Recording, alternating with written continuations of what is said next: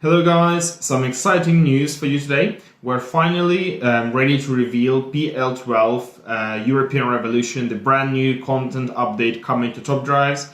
So I have invited both Tim and John to talk about it today, talk about the brand new cars coming, talk about the car corrections, bug fixes, features, and everything else. And I'll ask the guys what are their favorite cars in the new update, so keep watching to find out what's coming in PL12.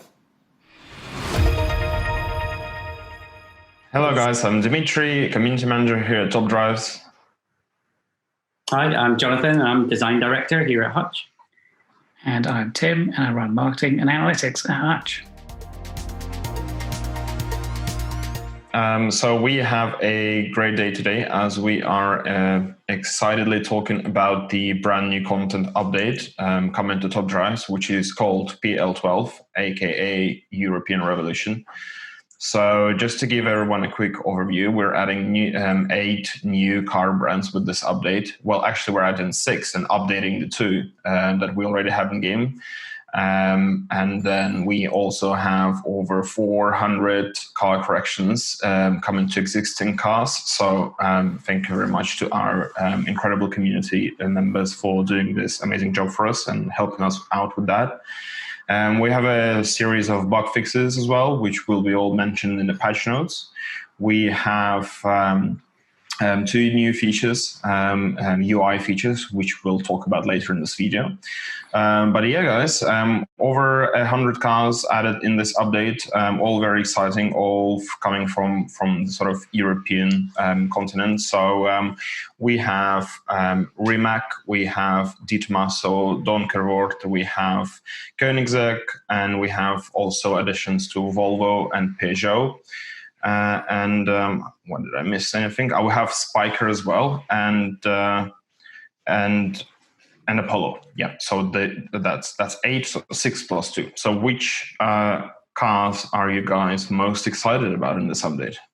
Yeah, I mean, I've definitely been this is one I've been looking forward to. There's been a couple of these manufacturers that have actually sort of been partially ready to go for quite a while now, and yeah.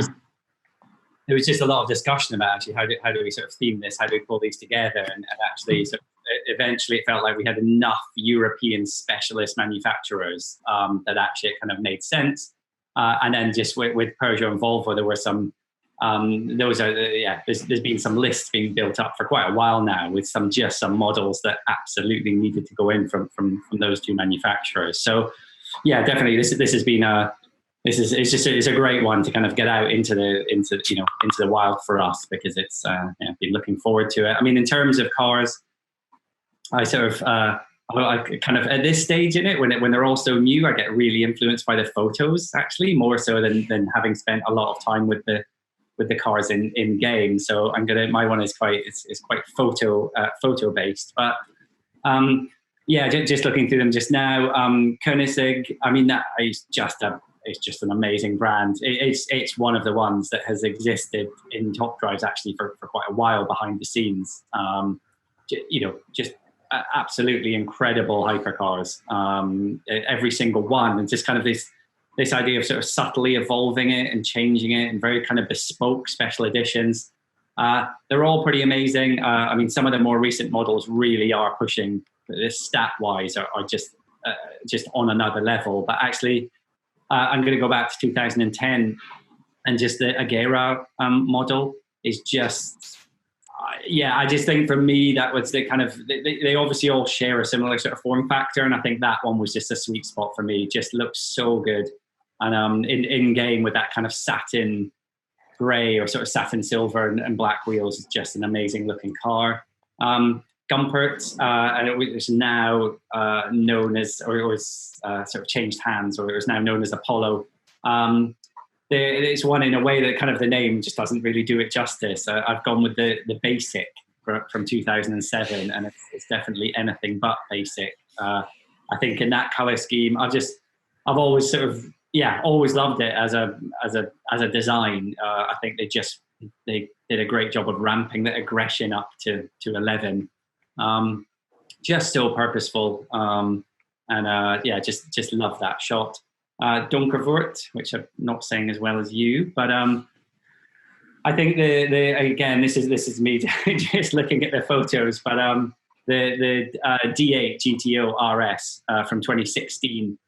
The photo of that is just one of those shots where it's just like, I just want to be in that car on that road, with that weather.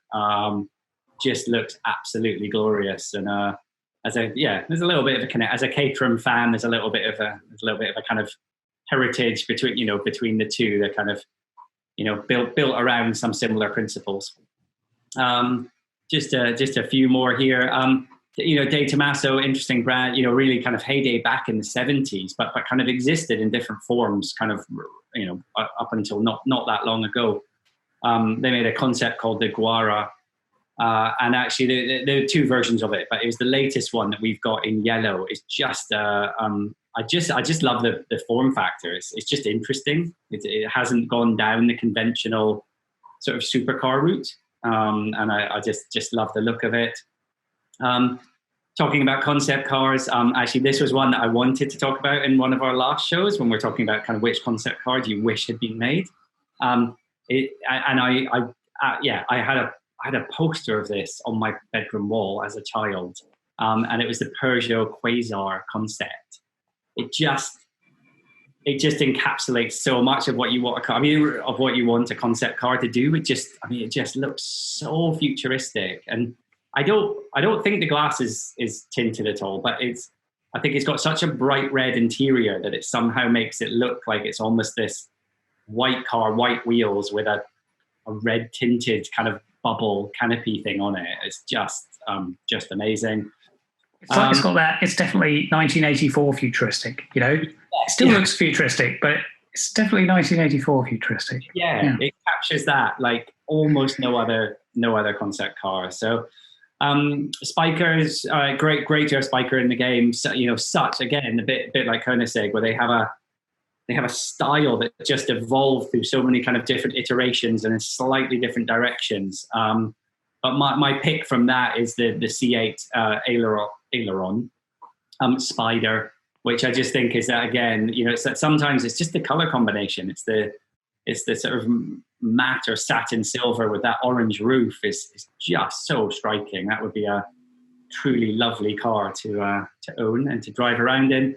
And then finally, this one's become a bit of a team favorite. Don't know how many races it's going to be winning, but it is the Volvo C303 Dakar edition. Just everybody who sees this photo in this truck, I guess.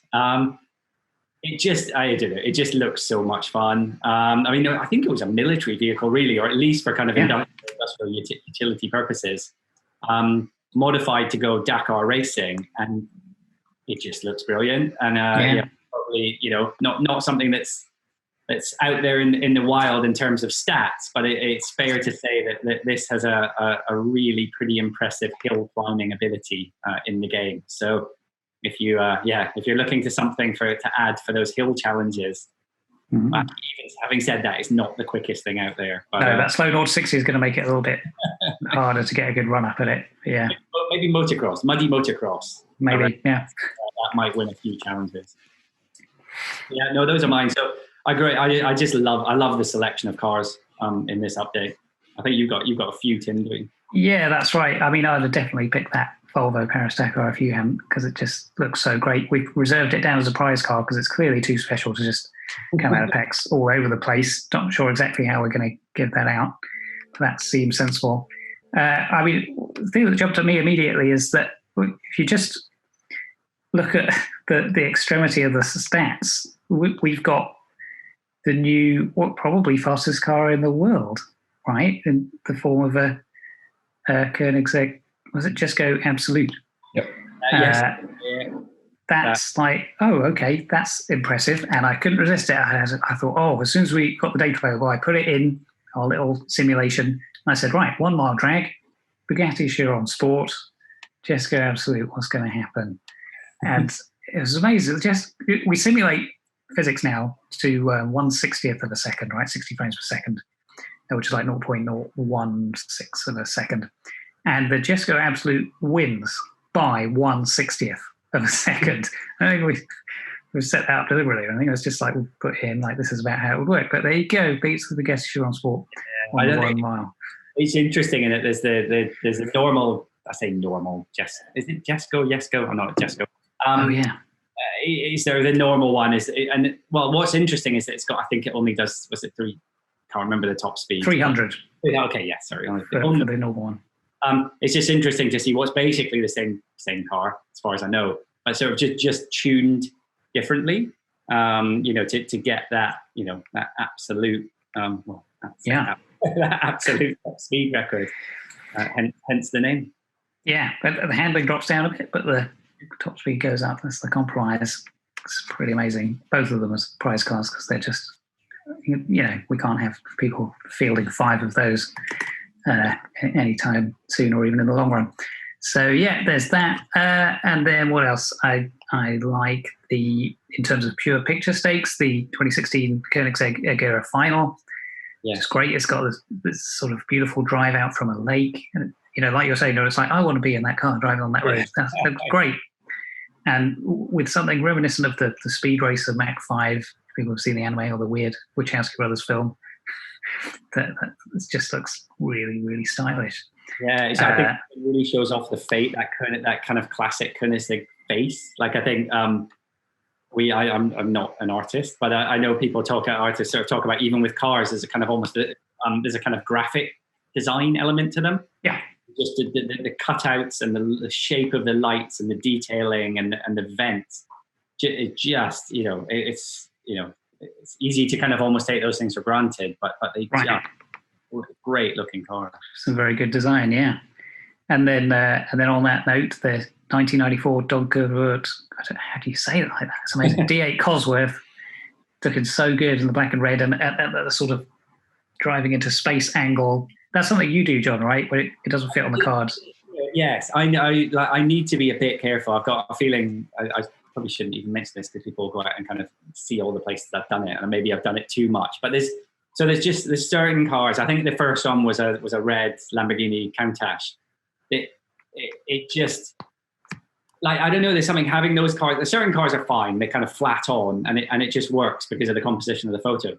There's others when I think there's that kind of sense of movement or speed or something, where that keeping them flat on and sort of having them maybe kind of quite cut off behind the stats, or framed properly but very small, just doesn't feel right at all. And I think the way our card graphics are with the angle anyway from the kind of RQ sort of background. Yeah, it's already on the card. It's got that angle. Yeah, it's something where you get a bit more of the car in, and it means that the nose can go up above that graphic. It definitely works best when there's kind of heavily blurred or just, in the case of that, just a dark background. Right. Yeah, because if there were people standing up, they would be standing at an angle. Yeah. Odd, but yeah, I think I might have I actually just did a quick look, and I think I might have overused it with Donkervoort. I think there might be 3 of them, but anyway. Well, make a nice set. Yes. Yeah. So one of the other one I wanted to ask you about, John, actually, is I remember when we did the 2018 BMW M8 came out with stock handling of 98, and we were like, wow, it's 2018. I remember going, there's new cars coming in. But now there's the 1992 Peugeot 905B with stock handling of 100. That's 1992. Yeah, it's a big milestone in Top Drives. The first 100 handling car. I mean, there was massive sort of appreciation to our sort of crew of car correctors and car stat checkers that put together a really sort of compelling case around the handling of that. I mean, basically, it's pretty. You could almost say it's a Formula One spec car with bodywork, with aerodynamic, active aerodynamic, well, not active aerodynamic, but aerodynamic bodywork. And it was an era, that kind of Group C era for kind of sort of sports car racing. It was a little bit like the kind of Group B from rallying, where the regulation, it was a little bit of kind of like, right, just go for it, guys. But build the fastest cars you possibly can. And it was one of those eras, and it gives you cars like that, really, where when the engineers and the designers when the restrictions are taken off, it's pretty incredible what they can do, and so it felt absolutely justified to have that handling. And sort of since then, the cars are still very rapid and the technology has improved, but also there's different rules and regulations that come in. At some point, I sort of don't want to preempt what we're adding in the future because this isn't guaranteed, but at some point there is a modern day equivalent of that Porsche produced when they took their 919 race car and just basically let the engineers have fun with it. And I think I've mentioned it before. If anybody ever wants to look at the footage of Porsche 919 Evo going around the Nürburgring or the Nordschleife, and it genuinely looks sped up like 2 times or something like that. So it's not it's not impossible that at some point a modern car will be added, but at the moment that is going to rule the handling challenges. Yeah. So I'm going to gloss over this. We do have a 4-wheel drive all-surface car with a 0 to 60 of 1.7. And I think there's going to be a bit of discussion about that. But let's not do that this episode. There'll be a whole thing to talk about there, I think, later on. The only other one I wanted to point out is it's always nice to look at the common end and see, what else have we got coming in there, joining the ranks of like the Assetto, some of these much loved cars and top drivers. It's one of my favorite things about this game. You don't get those in other games. They don't bother to put them in, but here you get to have that little collection element. And I'm trying to bring it up here on this special preview device I've got. Here it is. You know what it's going to be? No, it's the 1937 Peugeot 402 Dalmat. Right, yeah, it's this amazing blue. It's just RQ10. It's got the lowest 0 to 60 of RQ10 cars at 11 seconds. So it's got that going for it in the RQ10 stakes. I did look it up a bit. I was like, what's the story with this in 1937? So there was this guy, Emile Dalmat, who was a Peugeot distributor and sort of tinkerer, and he had this whole project he wanted to do. Peugeot liked the sound of it and sent the chief engineer to help to make a sort of racing car, and a version of this even ran in Le Mans, came second in its class, but that's not this version. This is the road-going version. You can tell because it's got a door. There were 100 made. There's about 30 still left. And very small door. Huh? Very small door. Well, yeah, it does look like it's almost not worth bothering with. You could just step into that car without much trouble. But I did check the old auction thing that you looked at before, Johnny. You could have one for about, was it estimated between $375,000 to $475,000. That's kind of fairly rare territory for yeah. It's a beautiful car. It's and actually again a nice one of those lovely photos. It just has the kind of captures the design. Yeah, so exactly. If I was a crazy car collector in real life, I would be like making a space for that on your list. Yeah, very special. And, that definitely falls into the category. That'd be a very stylish way to win a race in Top Drive. That's right. You might actually be able to win some races with that 0 to 60, even though it's RQ10. Yeah, there we go. That's me. Okay, thank you both. I'm very appreciative of everything you've said. So next part we have, let's talk about car corrections a little bit. As I've mentioned earlier, we have over 400 car corrections. I think the exact number is around 416 corrections coming to existing cars and top drives. So this is by far the biggest update in that sense to date.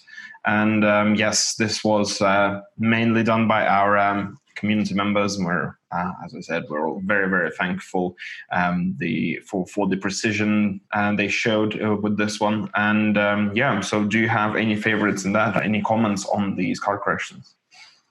No, I mean, from my point of view, just to reiterate that kind of massive thank you to the crew of correctors who help us out on this, kind of collating the kind of much larger discussion that goes on. We are, I think we've said it a lot of times, but we definitely we take it really seriously. We want top drives to be sort of authentic, incredible car experience. And there's a lot of data in there, but we're going to continue to get it as accurate as possible, really. I think kind of it's maybe sort of worth just very briefly touching on sort of the process that we go through. We try and prioritize prize cars and legendary cars first, just because those are naturally the sort of the ones that sort of really sort of demand the kind of highest accuracy. I think what occasionally happens is that some of those, controversial is not the right word, but it's just that some of the potential changes to those, whether they're sort of prize cars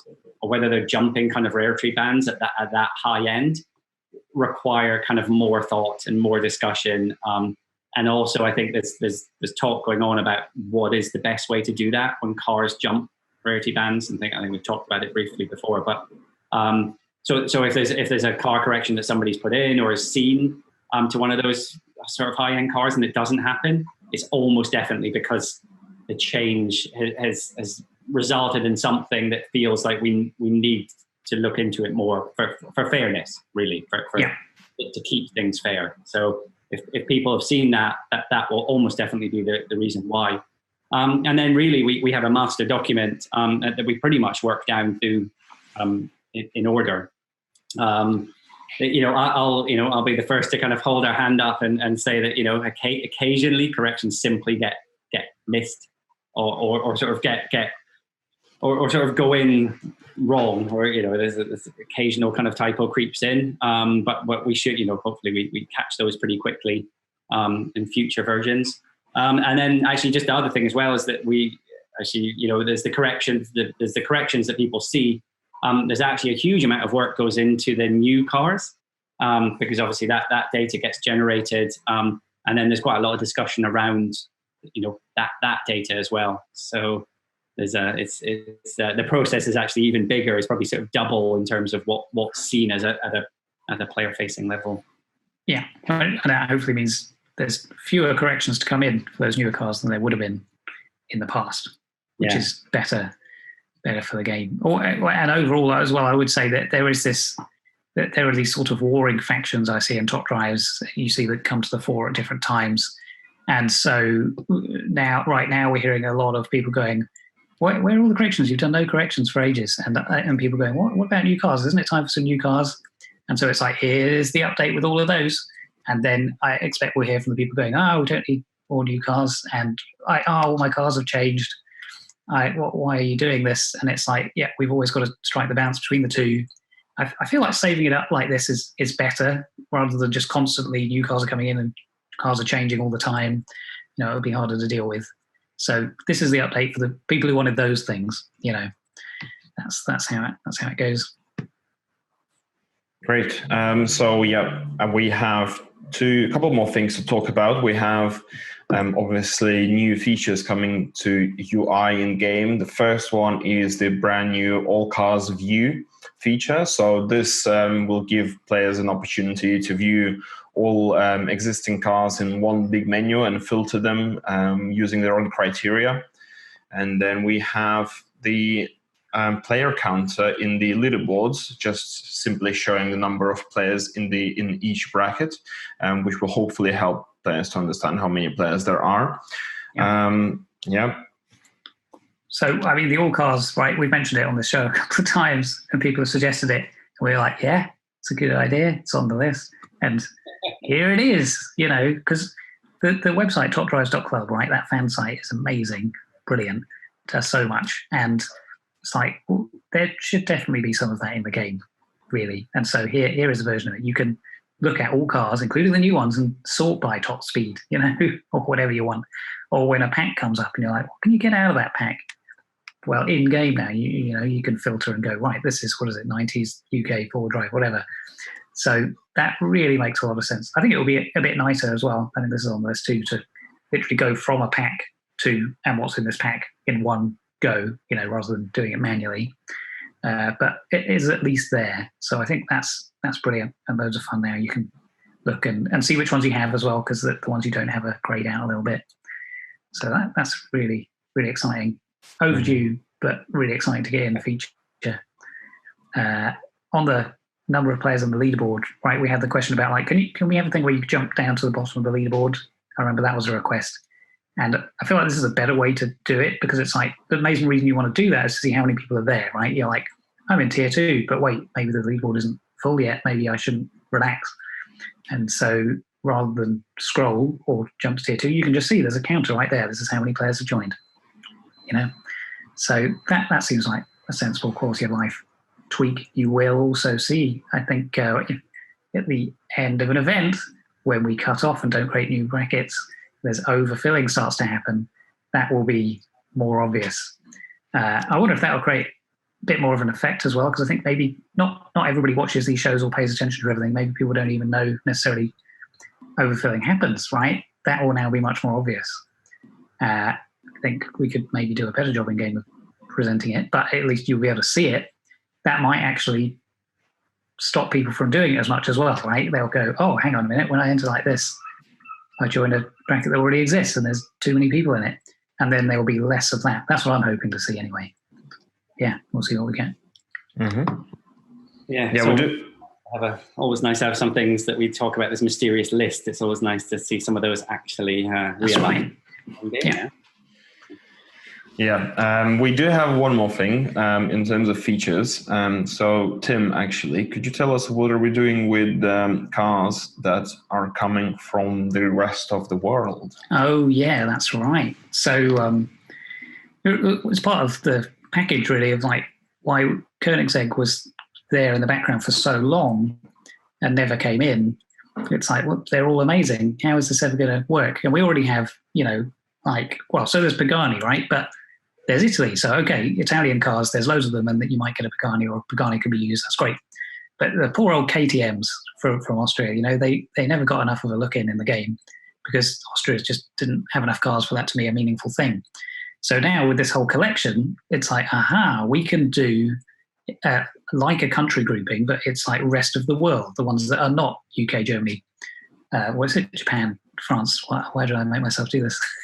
there's 6 main ones. And so now there's like, okay, there's everyone else.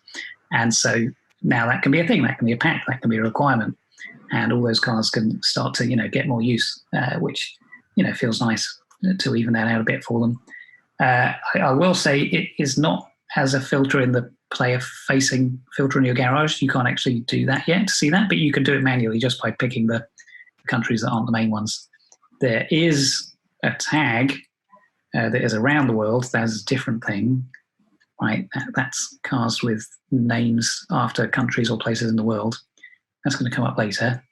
Yeah, don't get confused. But there you go. Yeah, we've got rest of the world as a concept in game. Thank you. And some of our viewers might be watching right now and asking, is that everything in terms of features? There's one feature that you guys have talked about before, but where is it? I mean, it was sometimes was associated with this particular update in terms of its number, so PL12, but it's the retuning feature, which is not coming with this update. But can we talk about it a little bit, and what are the reasons for it not coming this time? Yeah.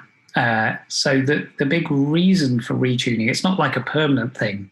It would be a temporary thing for when we update how the physics works, and then that changes which is the best tune for the cars that you have. So it seems sensible to implement a thing where for a short period of time you can retune based on that. That's the idea. And we have not done the physics adjustments in this update. Therefore, retuning is not needed. So those physics updates are still going on. There's some big stuff we want to change and fix. Engine traction boost, this thing that's been confusing people for a long time. That's one of the big parts of it. But it is a big, quite disruptive change. And it's like, probably we shouldn't do that at the same time as making 416 corrections and adding a bunch of cars. And we should probably make sure it is as ready as we can make it before we do it. So that is not here yet, but it is still coming. Okay, thank you very much. So yeah, I mentioned also the a number of bug fixes. There are some known issues, but you can find all relevant information about PL12 in the release notes, which are now available on our forums. And I think this is it for now, unless there's something we want to talk about something else you wanted to mention, but that's it for now, really. And thank you both for joining me today. And thank you, our great community, for being patient with this update and finally getting their hands on the new cars. And we wish you all the best and enjoy your new races and new cars. Yeah, good luck. Enjoy that. I think it's my favorite, possibly my favorite kind of the home screen, the kind of where you first arrive in the game with the start button is I think this is maybe my favorite one so far. So it just sets up the kind of vibe for this whole update, and looking forward to some big events to come with the European Revolution. Yeah. Cool. Okay, thank you guys, and I'll see you next time. Yeah, thanks. Bye-bye. Bye. Well, that is it for today, guys. Thank you very much for watching the video. We hope you enjoyed it, and we really hope that you enjoy the things that are coming to Top Drives in PL12. New cars, new car corrections, features, bug fixes, and everything else. As I mentioned before, we are very grateful to our incredible car correctors for doing all this amazing job to make Top Drives more authentic. So again, we're very thankful, and we're also grateful to all of you for following us throughout this journey in the past 3 years. If you like the video, don't forget to subscribe to our YouTube channel for more exciting content, including Q&As and other videos that we're putting out on a regular basis. Don't forget to follow our social links above, and I will see you in the next episode of the Top Drive Show.